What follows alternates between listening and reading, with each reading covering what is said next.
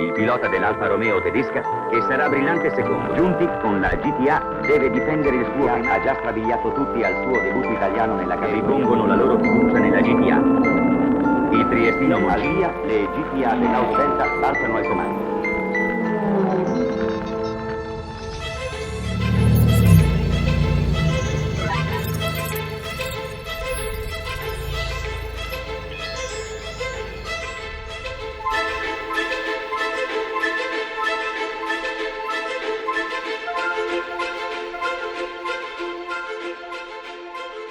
So we often get asked at what point we started designing the GTA. Truth is, we immediately after the Quadrifoglio launch in 2016 continued to play with ideas of where else to take this amazing car. So it was actually over the course of many, many years that we started sketching on a more extreme version of the Giulia. And for the 110th anniversary, it seemed to be the right time to actually show this creation. When we thought about the anniversary, we wanted to bring something very unique on the market. We wanted to celebrate this, and the best celebration that you can do is to bring a new car for the Alfisti, for the customers, for all the ones who are fallen in love with Alfa Romeo.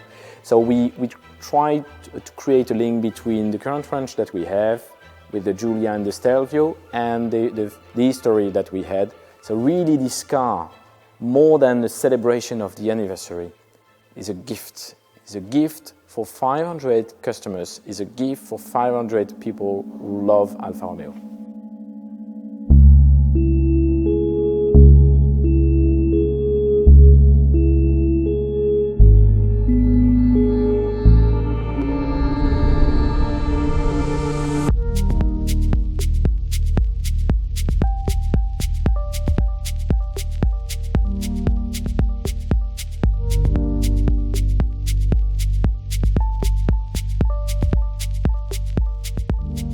So carbon fiber is a material that we excessively used on the GTA and M for lightweighting. So the whole front part of the car is carbon fiber. A lot of the carbon fiber you don't even see. The hood, for example, is carbon fiber. The fender are carbon fiber. The whole front fascia is carbon fiber, but it's painted, so it's not really visible.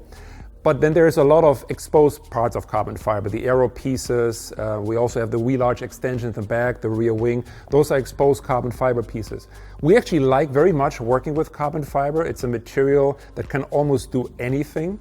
But the two differences you need to understand when working with carbon fiber, and you really have to pay attention to in the design phases, what will become aesthetic and therefore will be shown, and what is non-aesthetic. And you can see when you look at a real performance car, even all the way up to Alfa Romeo racing a Formula One car, a group that we worked hand in hand with and helped us tremendously with the development of these parts.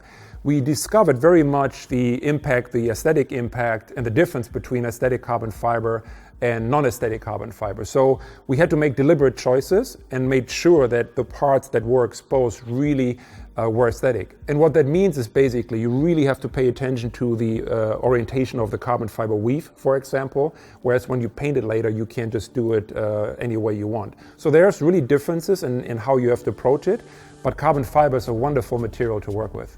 So when we designed the Giulia GTA, when we had it in the studio, you can imagine that our walls were filled with reference images of the original GTA. And one thing you can't escape looking at these images were some of these iconic liveries. And what I really liked about them is they had a completely different solution than you saw on maybe other brands at that time, with this kind of dipped nose. And the dipped nose basically was done back in the day to identify the driver. So the car either had a complete nose in white or in light blue or in ochre and this kind of burnt yellow. And that's something we thought was really, really cool. So when the car was done, when the GTA was done, we thought this would be a nice opportunity for our customers, if they so wish, to also apply this kind of historic livery. So while the car in itself is not referring to the GTA with retro design or anything, but just the nameplate, we thought with the liveries, we allow our customers to actually create this nod to history, to actually make that connection to the original GTA and apply some of these really truly iconic liveries.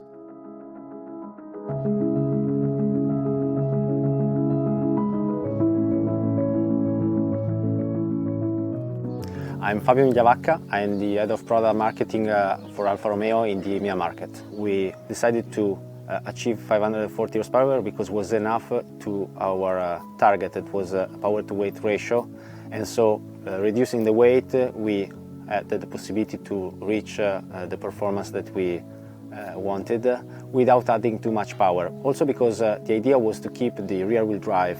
On the GTA M we have a specific aerodynamic package. We have a front splitter that is like on the Quadrifoglio and like on the GTA, an electric actuated splitter, so it could go down over certain speed, but you can also adjust it in what we call the X direction, so in the front of the car manually, to increase the area and the downforce on the front of the car. In the same way, on the back of the car we have this huge rear wing that is adjustable, so the central part could be inclinated in a different position, adjustable manually from the customer, and we will give some guideline to the customer depending from the circuit where the customer will drive for a track day or something like that, giving the aero setup that is the ideal one for that circuit. We worked on the weight reduction on the GTA M and the GTA, working from every single particular of the car. If you look outside the car, the front fascia of the GTA and the GTA M are totally revised for the aerodynamic needs, but are made also in carbon fiber, so reducing the weight. The pieces of the car has been redesigned. For example, the windscreen of the GTA and GTA M is thinner than the standard Quadrifoglio, reducing the weight, and on the GTA M is really visible the fact that you are removing the rear seats, the rear bench, adding the roll bar, the roll cage with the 6-point harness, and the monocoque seats from Sabelt that are reducing the weight compared to the Spark 1. Working with Sauber is a great opportunity for us to have them on board on such a project. So we are involved in the Formula 1 with Sauber, as you know, but having their knowledge and their experience on the GTA project is an added value. So we worked with them also in in-wheel wind tunnel to adjust the aerodynamics on both GTA and GTA M to achieve a better downforce on both cars.